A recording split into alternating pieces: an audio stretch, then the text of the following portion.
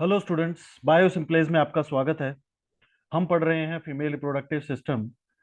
और आज इस टॉपिक में हम कवर करेंगे ओवरी।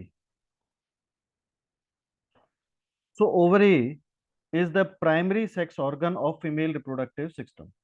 तो ओवरी क्या है? Ovary is a primary sex organ. Primary sex organ क्या होते हैं? मैंने आपको पहले, इससे पहले वाले इंट्रोडक्शन लेक्चर में बताया था कि प्राइमरी सेक्स ऑर्गन वो होते हैं, एक तो जो गैमीट बनाते हैं, दूसरे जो सेक्स हार्मोन बनाते हैं। और ये ओवरी, ये दोनों ही काम करती है। तो फीमेल का गैमेट और फीमेल के सेक्स हार्मोन कौन बना रहा है? ओवरी। तो इसलिए ओवरी क्या कहलाएगी? प्राइमरी सेक्स ऑर्गन कहलाएगी।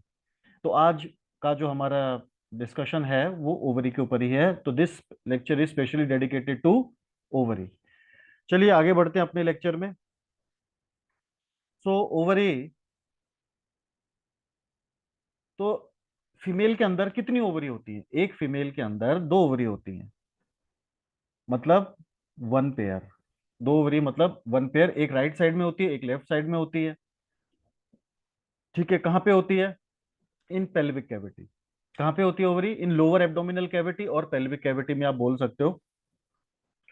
डायमेंशन क्या है? लेंथ 2 से 4 सेंटीमीटर, 1.5 सेंटीमीटर उसकी विड्थ होती है, और थिकनेस होती है उसकी 1 सेंटीमीटर। तो ये हो गया उसका डायमेंशन ओवरी का। अब आते हैं शेप के ऊपर। तो अगर आप ओवरी का शेप देखेंगे तो ओवरी कैसी है? It is approximately almond shape. कैसी है? Almond shape. आलमंड मतलब बादाम। तो जैसा आप बादाम खाते हैं लगभग उतना ही साइज होता है उसका, और वैसा ही शेप होता है। ओवल शेप कह लो या आलमंड शेप कह लो। लोकेशन क्या है? It is present in pelvis cavity और lower abdominal cavity, one on either side of the uterus. Uterus के दोनों तरफ होती है। ओवरी कहाँ पे होती है? यूटरस के दोनों दोनों साइड में होती है। अब ये डायग्राम आप देख सकते हैं। तो एक ओवरी हो गई ये यहाँ पे, और दूसरी ओवरी हो गई ये। तो ये बीच में क्या है? यूटरस है। तो यूटरस के एक राइट साइड में, एक लेफ्ट साइड, राइट साइड में है, एक लेफ्ट साइड में है। तो दो ओवरी होती हैं यूटरस के दोनों तरफ, in the lower abdominal cavity. तो ये हो गई इसकी लोकेशन। शेप कैसा होता है इसका? Almond shape. नंबर कितने हैं? दो।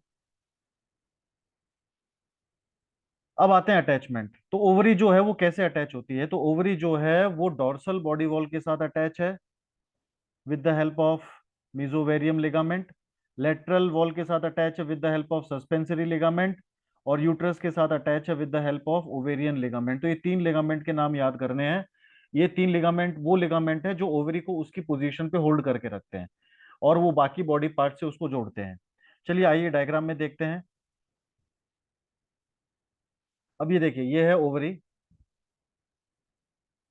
ये ओवरी हो गई। अब ये ओवरी जो है, अभी देखिए, बिल्कुल ध्यान से देखिए, मैं अभी बनाऊंगा। तो ये जो ब्लैक कलर का मैंने ड्रॉ किया, इसे कहते हैं ओवेरियन लिगामेंट। ये वो लिगामेंट है जो ओवरी को यूट्रस के साथ जोड़ता है। ये कौन सा लिगामेंट है जो ओवरी को यूट्रस के साथ जोड़ता है? इसको कहते हैं ओवेरियन लिगामेंट। तो ये हो गया लेफ्ट साइड वाला, और ये हो गया राइट साइड वाला। ये हो गया ओवेरियन लिगामेंट। ठीक है, अब मैं बनाऊंगा सस्पेंसरी लिगामेंट। अब आप देख सकते हैं यहां से, ये जो है, ये है हमारा सस्पेंसरी लिगामेंट। ये ब्लू कलर का जो मैंने ड्रॉ किया, ये क्या बेटा? सस्पेंसरी लिगामेंट है।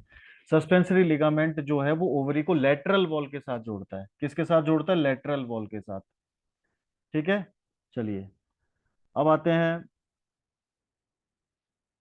ये जो पीछे वाला है, ये वाला जो लिगामेंट है, ये वाला है, पीछे की तरफ। तो ये जो लिगामेंट है, ये लिगामेंट ये ओवरी को जोड़ता है पीछे डोर्सल वॉल के साथ। ठीक है, तो डोर्सल वॉल के साथ कौन जोड़ता है? That is मीजोवेरियम ligament. Lateral wall के साथ कौन जोड़ता है? That is suspensory ligament. और ओवरी को यूट्रस के साथ कौन जोड़ता है? That is called ovarian ligament. तो क्लियर हो गया? तो ये सब लिगामेंट्स की पोजीशन है। एक बार मैं इसको रब कर देता हूं, फिर ध्यान से देख लीजिए। यस। तो क्या है, एक बार फिर से देखते हैं इसको। तो ओवरी जो है वो डॉर्सल बॉडी वॉल के साथ अटैच होती है by mesovarium ligament. Lateral body wall के साथ अटैच होती है बाय सस्पेंसरी लिगामेंट। और यूट्रस के साथ ओवरी अटैच होती है with the help of ovarian ligament. तो ये तीनों लिगामेंट याद करने हैं। चलिए अगला पॉइंट देखते हैं।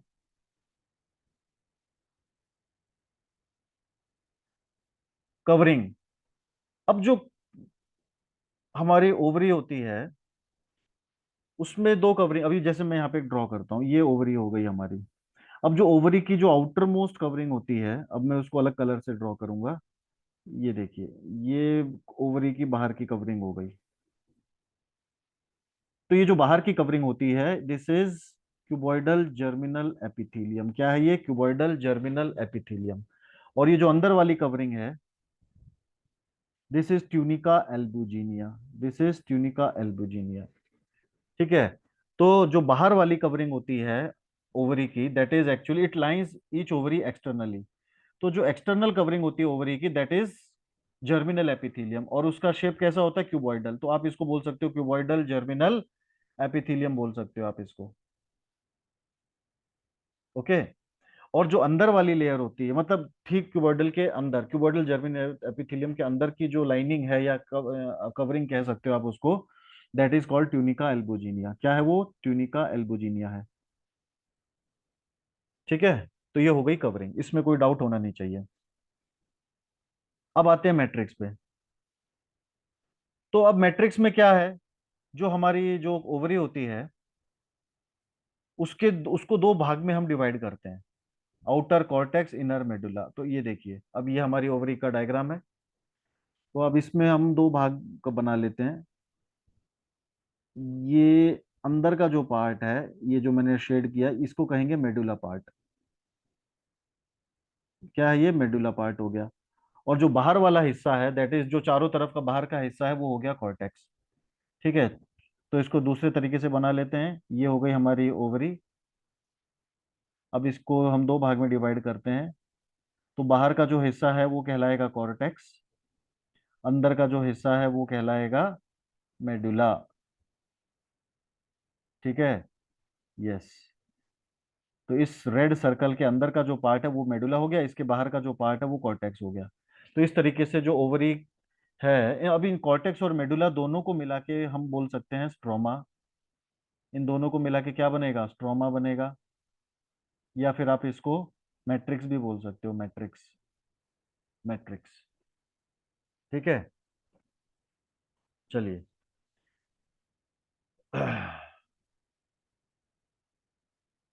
तो एक बार इसको फिर से देखते हैं। तो क्या हो गया?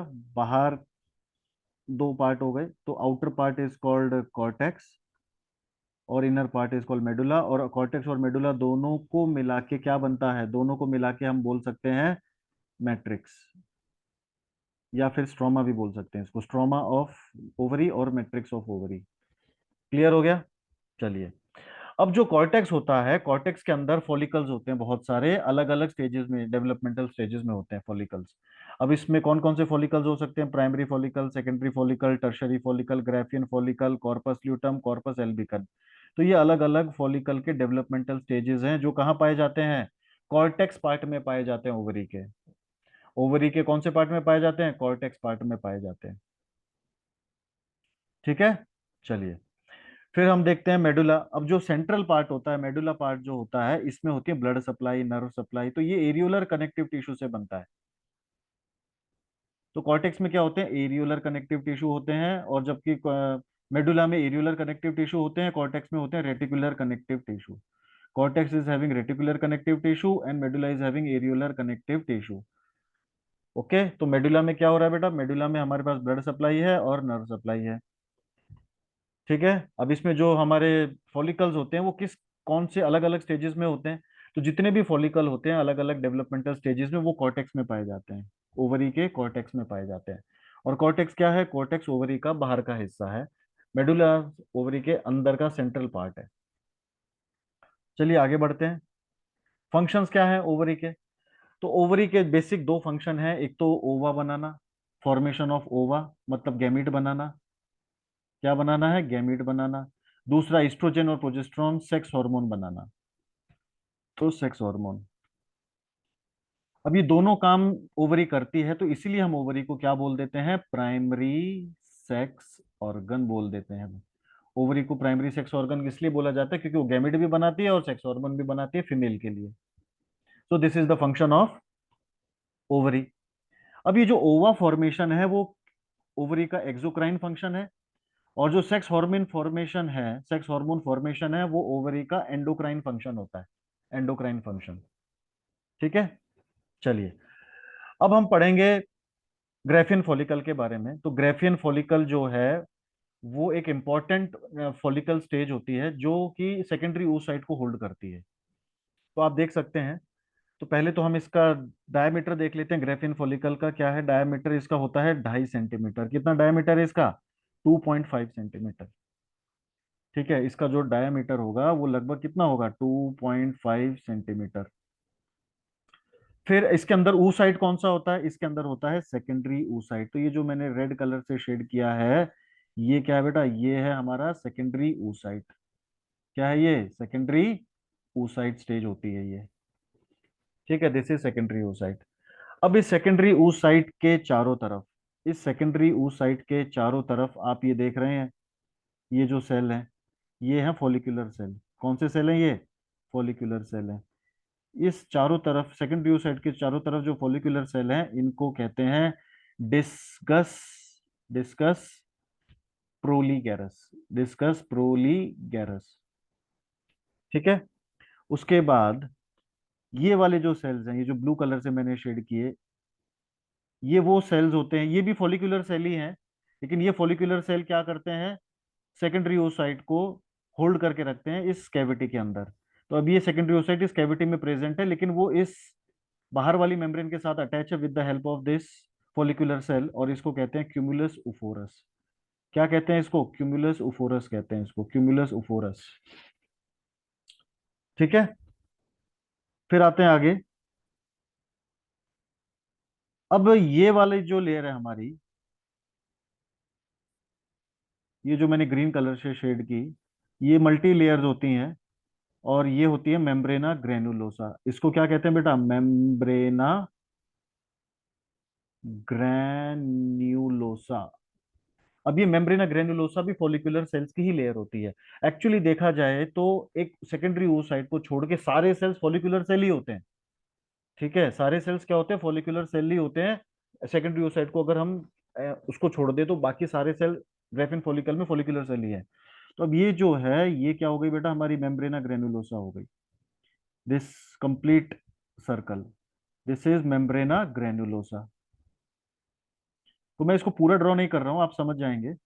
ठीक है, इसको पूरा ड्रॉ करने में बचा ही कितना है, चलो कर ही लेते हैं पूरा ड्रॉ। तो ये क्या है बेटा? ये ग्रीन, ये है हमारी मेम्ब्रेना ग्रेनुलोसा। अब मेम्ब्रेना ग्रेनुलोसा के जो इंडिविजुअल सेल होते हैं उसको कहते हैं फॉलिकुलर सेल, फॉलिकुलर सेल। तो मेम्ब्रेना ग्रेनुलोसा के जो इंडिविजुअल सेल्स होंगे वो क्या कहलाएंगे? फॉलिकुलर सेल कहलाएंगे। अब इसी में जो सबसे बाहर वाली मेम्ब्रेना ग्रेनुलोसा होगी, अब ये सारी लेयर मेम्ब्रेना ग्रेनुलोसा ही है, लेकिन इसमें जो सबसे आउटर मोस्ट होगी, ये वाली जो आउटर मोस्ट मेम्ब्रेना ग्रेनुलोसा होगी, उसको हम नाम देंगे थीका एक्सटर्ना। क्या नाम देंगे? थीका एक्सटर्ना नाम देंगे। द आउटर मोस्ट मेम्ब्रेना ग्रेनुलोसा, ठीक है, the outer most मेम्ब्रेना granulosa layer is called theca externa. क्या नाम देंगे बेटा इसको? थीका एक्सटर्ना नाम देंगे इसको, थीका एक्सटर्ना। अब थीका एक्सटर्ना के जो एकदम अंदर की जो लेयर होती है, थीका एक्सटर्ना के जो एकदम अंदर की लेयर है ये वाली, इसको कहते हैं थीका इंटरना। क्या कहेंगे इसको? थीका इंटरना कहेंगे इसको, थीका इंटरना।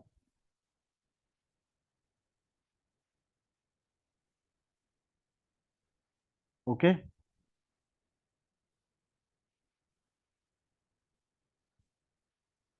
चलिए हो गया, पूरा हो गया हमारा। तो ये हो गई theca interna.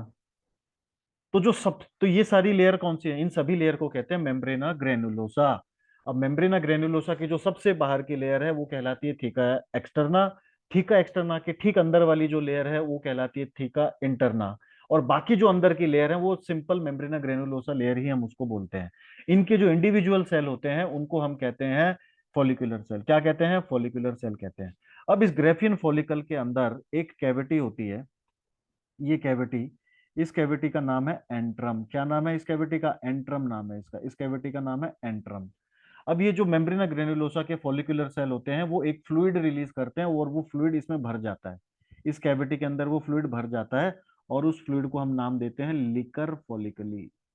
Liquor folliculi. Liquor folliculi is the fluid secreted by follicular cell of the membrana granulosa and fills in the antrum, और वो एंट्रम के अंदर भर जाता है। ठीक है। तो बेटा ये सारा का सारा जो हमने स्ट्रक्चर अभी स्टडी किया, ये किस चीज का स्ट्रक्चर है? ये है ग्राफियन फॉलिकल का स्ट्रक्चर। इसमें जो oocyte होता है वो होता है सेकेंडरी oocyte। चलिए अब आगे देखते हैं। तो जो जो चीजें अभी मैंने लेबल की थी वही चीजें मैंने नीचे भी लिख रखी हैं। तो एंट्रम क्या है? It is the cavity of Graafian follicle. Follicular cell क्या होते हैं? सेकेंडरी oocyte को छोड़ के लेयर के जितने भी सेल हैं बाहर के हैं वो सारे फॉलिकुलर सेल ही हैं। चाहे फिर वो मेम्ब्रेना ग्रेनुलोसा के हों, ठीक है, चाहे फिर वो डिस्कस प्रोलिगेरस के हों, चाहे फिर वो क्यूमुलस ओफोरस के हों, चाहे थीका इंटरना के हों, चाहे थीका एक्सटर्ना के हों, किसी के भी एक सेकेंडरी oocyte को छोड़ के बाकी सारे सेल्स क्या हैं? फॉलिकुलर सेल्स हैं। बस उनकी लेयर अलग अलग है। सबसे बाहर वाली लेयर को थीका एक्सटर्ना बोलते हैं, उससे अंदर वाली को थीका इंटरना बोलते हैं, उससे अंदर वाली को जितनी भी लेयर होंगी उसके अंदर वो सब मेम्ब्रेना ग्रेनुलोसा लेयर ही बोलते हैं उसको। लीकर फॉलिक्यूली क्या होता है बेटा? लीकर फॉलिक्यूली वो फ्लूइड होता है जो एंट्रम के अंदर कैविटी के अंदर फिल होता है। और ये लिकर फॉलिक्यूली बनाता कौन है? ये सारे फॉलिकुलर सेल्स जो होते हैं वो बनाते हैं। फॉलिकुलर सेल की एक और खासियत होती है कि फॉलिकुलर सेल जो होते हैं वो एंडोक्राइन फंक्शन शो करते हैं। They secrete estrogen and progesterone hormone. तो ये जो एस्ट्रोजन प्रोजेस्टेरोन हार्मोन होता है ये एक्चुअली सिक्रीट किसके द्वारा होता है? ये फॉलिकुलर सेल के द्वारा सिक्रीट होता है। फॉलिकुलर सेल के द्वारा। ठीक है। और ये फॉलिकुलर सेल कहाँ प्रेजेंट है? In the मेम्ब्रेना granulosa. ओके। चलिए फिर ये फॉलिकुलर सेल हो गया और लिकर फॉलिकली हो गया। डिस्कस प्रोलिगेरस सेकेंडरी oocyte के बाहर के एकदम बाहर की जो फॉलिकुलर सेल की लेयर होती है उसको कहते हैं डिस्कस प्रोलिगेरस। क्यूमुलस ओफोरस वो स्टॉक होता है जिसकी मदद से जो है, अब ये देखिए ये हमारा ये सेकेंडरी oocyte है। तो ये वाले जो सेल होते हैं जो सेकेंडरी oocyte को इस बाकी लेयर से जोड़ते हैं इसको कहते हैं क्यूमुलस ओफोरस। क्यूमुलस ओफोरस बोलते हैं इसको, क्यूमुलस ओफोरस। ठीक है। और सेकेंडरी oocyte के चारों तरफ जो सेल होते हैं इसको कहते हैं डिस्कस प्रोलिगेरस। क्या बोलते हैं इसको? डिस्कस प्रोलिगेरस बोलते हैं। ओके। मेम्ब्रेना ग्रेनुलोसा क्या होता है? मेम्ब्रेना ग्रेनुलोसा बेटा ये जो अंदर के जो सेल्स होते हैं, ठीक है, दिस ये जो सेल्स हैं ये सब क्या है? मेम्ब्रेना ग्रेनुलोसा लेयर। अब ये मल्टी लेयर हो सकते हैं, ये मल्टी लेयर। तो दिस इज मेम्ब्रेना ग्रेनुलोसा। उसके बाद क्या है? उसके बाद आती है हमारी थीका एक्सटर्ना। थीका इंटरना आ जाएगी। उसके बाद क्या आएगी? Theca interna. और जो सबसे बाहर होगी वो कहलाएगी थीका एक्सटर्ना। सबसे बाहर वाली क्या कहलाएगी? थीका एक्सटर्ना कहलाएगी। तो ये ऊपर का जो डायग्राम था वही है, बस मैंने थोड़ा जल्दबाजी में बना दिया। ठीक है। चलिए अब आगे बढ़ते हैं। ये था हमारा ग्रेफियन फॉलिकल। ग्रेफियन फॉलिकल काफी इंपॉर्टेंट पार्ट है ओवरी का जिसका आपको लेबलिंग और उसका स्ट्रक्चर आपको पता होना चाहिए। ये नीट और बोर्ड दोनों के पॉइंट ऑफ व्यू से इंपॉर्टेंट है। फिर आता है कॉर्पस ल्यूटम। तो जब होता क्या है कि ये देखिए ये डायग्राम है हमारा ओवरी का। तो ये हमारा ओवरी का डायग्राम है। तो ये हमारा ग्रेफियन फॉलिकल है।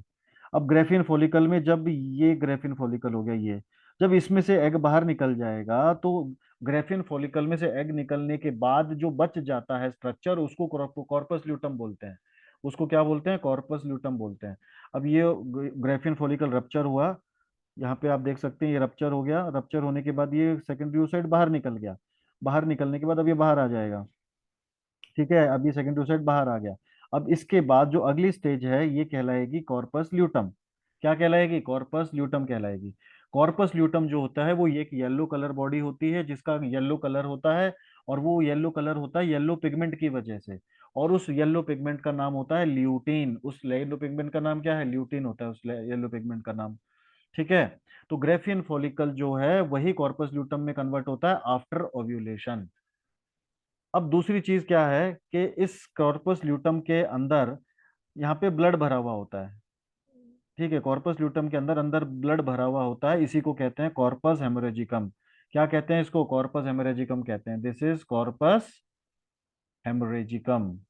हेमोरेजिकम। तो इसकी स्पेलिंग आप यहाँ देख सकते हैं। तो ये कॉर्पस हेमोरेजिकम क्या है? कि कॉर्पस ल्यूटम का जो सेंट्रल पार्ट है उसमें ब्लड भरा है, उसी उसी सेंट्रल पार्ट के जहाँ ब्लड भरा है उसको कॉर्पस हेमोरेजिकम भी बोला जाता है। अब कॉर्पस ल्यूटम का फंक्शन क्या होता है?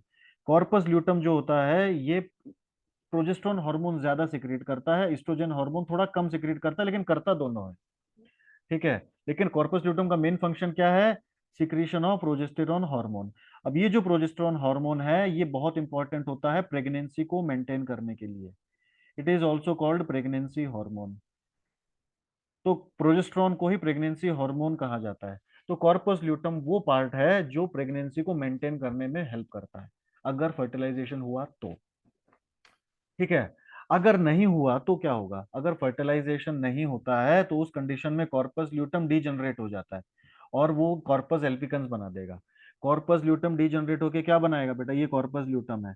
अब कॉर्पस ल्यूटम डीजनरेट होके क्या बनाएगा? कॉर्पस एल्बिकन बना देगा, कॉर्पस एल्बिकन। तो corpus albicans is a white body. ये कैसी होती है? व्हाइट बॉडी होती है, और ये कॉर्पस ल्यूटम के डीजनरेशन से बनती है। ठीक है, और ये जो है व्हाइट बॉडी कॉर्पस एल्बिकन, इसके दो फंक्शन होते हैं। एक तो वो इनिबिन हार्मोन सिक्रीट करती है, दूसरा रिलैक्सिन हार्मोन सिक्रीट करती है। इनिबिन हार्मोन और रिलैक्सिन हार्मोन दो टाइप के हार्मोन सिक्रीट होते हैं कॉर्पस एल्बिकन से। अब ये जो इनिबिन हार्मोन होता है इसका काम होता है कि भाई ये पिट्यूटरी हार्मोन्स के सिक्रीशन को कम कर देती है, मतलब एफएसएच और एलएच दोनों के सिक्रीशन को कम करती है ये इनिबिन हार्मोन। ठीक है, और रिलैक्सिन हार्मोन का काम होता है पेल्विक गर्डल को रिलैक्स करना, मतलब पूरे प्यूबिक वो जो एरिया है उसको रिलैक्स करने में हेल्प करता है ये, specially at the time of delivery, specially at the time of delivery. चलिए, तो ये था हमारा ओवरी के सारे ओवरी का हमने अच्छे से डिटेल स्ट्रक्चर देखा, फिर उसमें कॉर्पस ल्यूटम, कॉर्पस एल्बिकन और ग्रेफिन फॉलिकल का अच्छे से स्ट्रक्चर देखा। So this is the topic, बहुत ही सिंपल टॉपिक है, बहुत ही एक एक टॉपिक के ऊपर छोटे से छोटे टॉपिक पे मैं अलग वीडियो बना रहा हूँ, तो ताकि वीडियो लंबा ना हो और सारी डिटेल्स कवर हो जाए। Okay, so this is the topic. Please like, share and subscribe my channel. Thank you very much.